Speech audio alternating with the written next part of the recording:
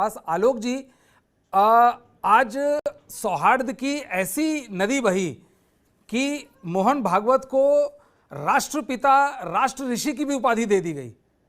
आपको लग रहा है कि मतलब इतनी इतनी इतनी जबरदस्त मुलाकात हुई कि अब मोहन भागवत राष्ट्रपिता हो गए या राष्ट्र ऋषि हो गए?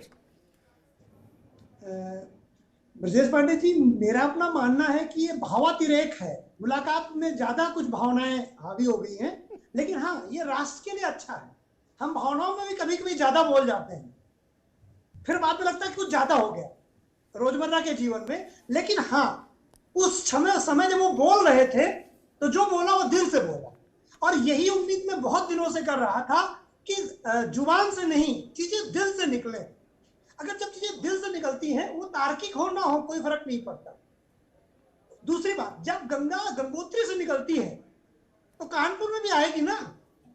इसी तरीके से राष्ट्र के ऊपर के जो व्यक्ति हैं वो अगर मिलते हैं तो आप नीचे प्रभाव तुरंत नहीं देखेंगे, लेकिन प्रभाव तो आएगा। बिल्कुल। अगर नकारात्मक प्रभाव आया है तो सकारात्मक प्रभाव क्यों नहीं आएगा। दूसरी एक तीसरी बात और जोड़ देता हूं, संवैधानिक नजरिए से देखते हैं।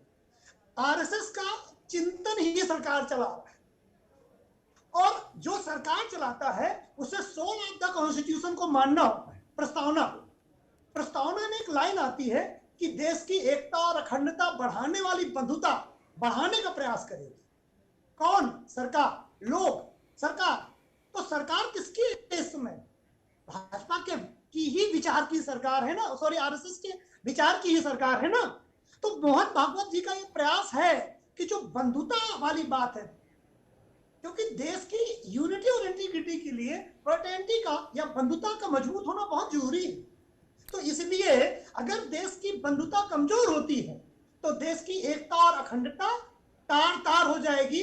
और हमने 1950 में एक प्रॉमिस किया था, we the people of India, हम सारे भारतीयों ने प्रॉमिस किया था। उसमें हिंदू भी शामिल थे, मुसलमान भी शामिल थे, सिख भी शामिल थे, पारसी भी शामिल थे, कि कुछ भी हो जाए देश की एकता और अखंडता को नहीं टूटने देना है।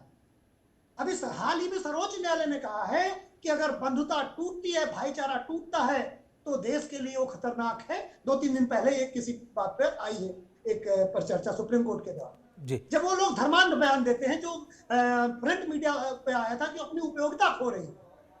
तो मीडिया को समझना होगा, मीडिया को सेल्फ रेगुलेट करना होगा कि जो लोग जरूरत से ज्यादा उत्तेजित बयान देते हैं अपने टीआरपी बढ़ाने के लिए, वो देश की बंधुता को नष्ट कर रहे हैं। तो आप मानिए कि ये लगातार जो भी अपने अपने लेवल पर हैं लोग, देश की बंधुता को बनाए रखने का प्रयास कर रहे हैं। 1947 में बंधुता टूटी थी, तो हम 3 हिस्सों में बढ़ गए आज की डेट। बिल्कुल। नहीं, आलोक जी, आपने बहुत सही कहा कि जो गंगा गंगोत्री से निकलती है तो कानपुर से भी होके जाती है। ये बड़ा ही मौजूद रेफरेंस था कि ऊपर की मुलाकात से सिर्फ कानपुर का जिक्र किया, गंगा से गंगोत्री से गंगा निकल के सीधे बंगाल की खाड़ी में जाके मिलती है। नहीं, बड़ा ही बहुत ही एप्ट डिस्क्रिप्शन था इस पूरे सिनेरियो का। अब हम चलते हैं दूसरी खबर की तरफ जो इस पे। आलोक जी, इन लोगों का कहना है, राजस्थान में लोगों का कहना है, जहां पर रेड का हिस्सा हुआ, जो बसंत बता रहे थे, कि भाजपा मूल मुद्दों से भटकाने के लिए इस तरह की रेड कराती है। विजय सिंह, ये कोई भी कह सकता है ये राजनीतिक बयान है। इसको फिर से 16 ऑफ द कॉन्स्टिट्यूशन से जोड़ेंगे। सरकार की जिम्मेदारी देश की एकता और अखंडता को बनाए रखने की, और जो भी संगठन, जो भी व्यक्ति उसको तोड़ेगा, सरकार उसको पकड़ेगी। हम ये नहीं कह सकते आतंकवादी गतिविधियों में कि सरकार ने छापा मारा और ये फलाना व्यक्ति फंस गया था तो सरकार की मंशा गलत है। ऐसे तो फिर कोई अपराधी, मतलब हम पहले टैक्स लगा के देखें, और जब देख ले भैया हाँ ये वाला बंदा जो है पक्का अदालत में पकड़ा जाएगा, तब हम उसे पकड़े। पीएफआई क्या शोर बजा के कहेगा कि हम जो है राष्ट्र विरोधी गतिविधियों में शामिल हैं? एक राजनीतिक संगठन क्या राष्ट्र विरोधी गतिविधियों में शामिल नहीं हो सकता? हो सकता है। वो इतनी खुफिया तरीके से काम कर रहे हैं, जैसे मैं एक राजनीतिक संगठन चलाऊं, मैं कहूं बड़ा राष्ट्रभक्त हूं, और अंदर मेरे अंदर जहर भरा हो राष्ट्र के लिए।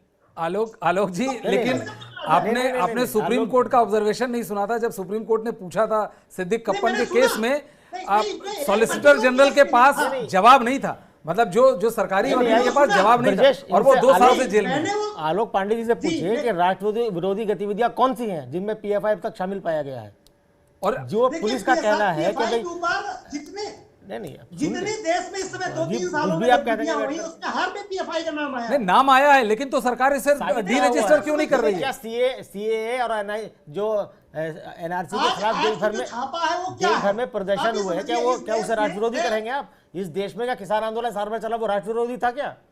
आप कुछ भी कह देंगे, पुलिस कुछ भी कह देंगी, होटल सत्य हो गया क्या?